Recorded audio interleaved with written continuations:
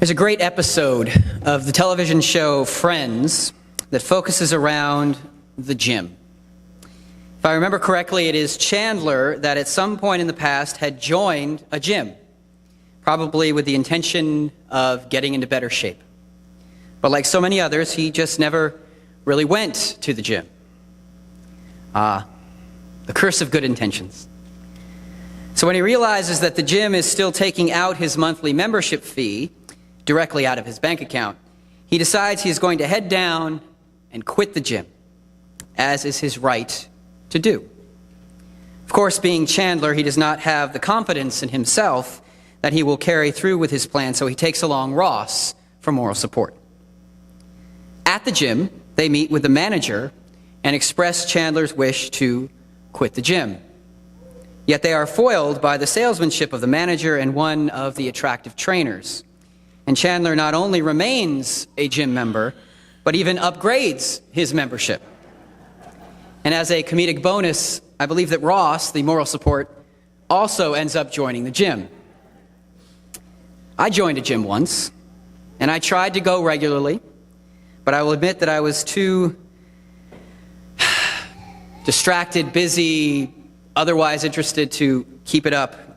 And when I was eligible to do so, I did cancel my membership. But I, of course, learned from this Friends episode, and I did my canceling over the phone very quickly.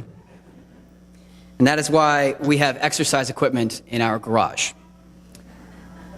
So often we have the best of intentions. We know what we need to do or what we should do. In the case of the gym, to get into better shape and be healthier. Yet knowing and doing represent very different levels of commitment. It is similar here in the church. We know why we should be part of a church. We understand to some extent the benefits of church membership. For the most part, I think we believe that our lives will be better if we are actively involved in our own faith formation. And yet, just being a member represents a very different level of commitment. Perhaps we're just super busy, and I imagine that is truly the case for most of us. Perhaps we didn't read the fine print and we're not fully aware of the commitment we were being asked to make. Perhaps our interests have changed and we simply want to take up jogging. All or some of that may apply, and what we really want to do, rather than double down and commit, is to simply quit. Or maybe we just want to go back to how it was at the gym. I'm a member. They withdraw my membership fee, pledge perhaps each month. I just don't really engage. But when it comes down to it, when pressed, I can still say I'm a member. Perhaps that is enough. Well, I'm not sure that Paul would agree. This passage we heard this morning is one that contains themes and even language that is common in Paul's writings. Listen again to this portion.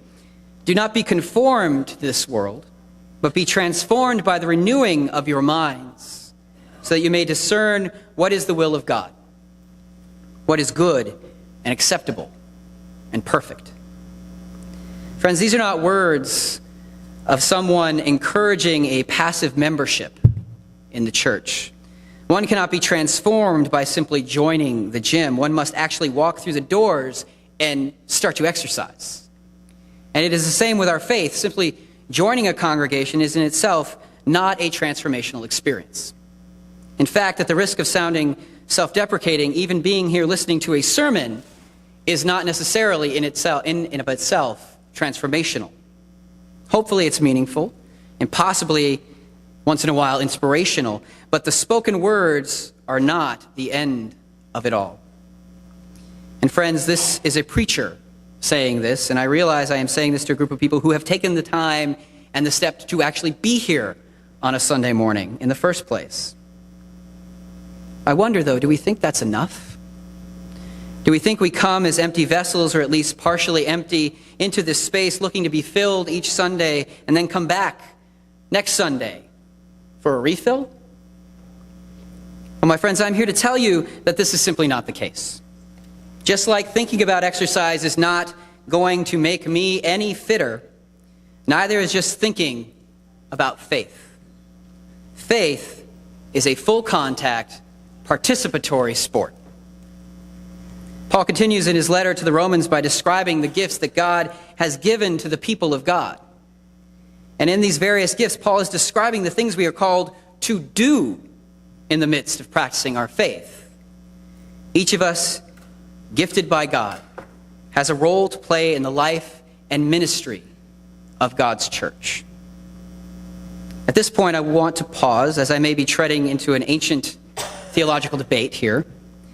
I just said how Paul is describing what we are called to do.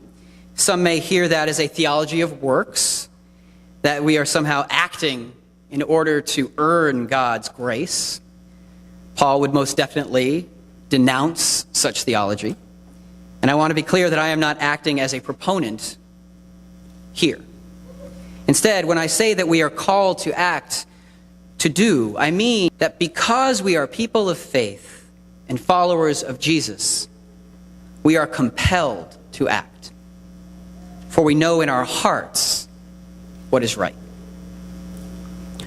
Earlier in the service, we had the great joy of baptizing young Tucker. Baptism in our faith tradition, when we baptize a young child, represents what we understand to be a lifelong process of faith formation. Tucker's parents, godparents, and this entire congregation as a whole made substantial commitments to support that process. We did not commit to being quiet bystanders, or even mildly involved acquaintances. No, we committed to walk this faith journey along with Tucker and his family, and to participate in the process, to be active participants. We committed to act on the compulsion of our heart to contribute to the faithful upbringing of a child of God. Also, when we join a congregation, this congregation for instance, one of the commitments we make is, and I quote this from our new member welcome, to participate in the life and mission of this family of God's people, sharing in Christian worship, service, and fellowship, and enlisting in the work of this local church as it serves this community and the world. Again, this is not passive language. It does not say we commit to be present in name only, possibly to pledge, but never to do the work of the faith, never to study, to consider, to serve, to stand, to support, to love. There are times, I'm sure, when we simply go through the motions in life, doing or saying what is expected in the moment without giving much thought to what it all means. I hope that we do not do this in the church or in the engagement of our faith, for that is too important. Like the gym, we here in the church are happy to receive the financial support that often accompanies membership. But similar to the gym, I imagine we also hope for something more.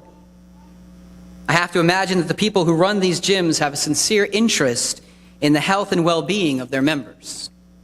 I like to believe that they want their members to use the gym, to exercise their bodies so that they might be healthier and stronger. And I am certain that here at Manhattan Beach Community Church, we most definitely have a sincere interest in the spiritual health and well-being of our members and anyone who comes through the door. We want each person to engage their faith, to exercise their minds and spirits so that they might grow and be healthier and stronger. But unlike the gym, our interests exceed the personal. For we also know that when we as individuals choose to more fully engage our faith, the entire body is better for it. For my friends, we live and serve together, committed to accompanying one another on this journey, engaging in mutual mission, caring for one another in mutual compassion, challenging each other toward mutual growth. As I conclude this morning, I want to leave us with a relatively simple challenge. Each one here, by virtue of being here, has essentially done the equivalent of joining the gym. You have walked through the doors and demonstrated a willingness to listen to the pitch. So here it is. This week, this month, this coming year, think about one new way you might actively engage your faith and then start doing it. Listen to your heart and then go where it leads. Maybe you'll find a way to volunteer through one of our ministries to the wider community, Project Needs, Habitat for Humanity, Reading Partners. Maybe you'll hear a way to participate in one of the groups that are a part of our congregation, the Shipmates, the Mariners, the Women's Fellowship, the youth group. Maybe you'll follow a call to be part of our new caring ministries, offering your time and presence to support others in the congregation in their time of need. Maybe you'll participate in one of our faith formation programs like the Tuesday noon Bible study or the upcoming Tuesday evening interfaith study with Congregation Tikvat Jacob, or Sunday morning adult discussion group. Or maybe you have your own idea. Maybe you'll propose an entirely new ministry for our congregation and then take part in making it a reality. Each of us has taken the first step and are part of the community. You have joined the gym, but there is more. There are so many ways to engage and to exercise your faith in the midst of this community of God's people. Let's get up off the pews in about 10 minutes and get to it. Amen.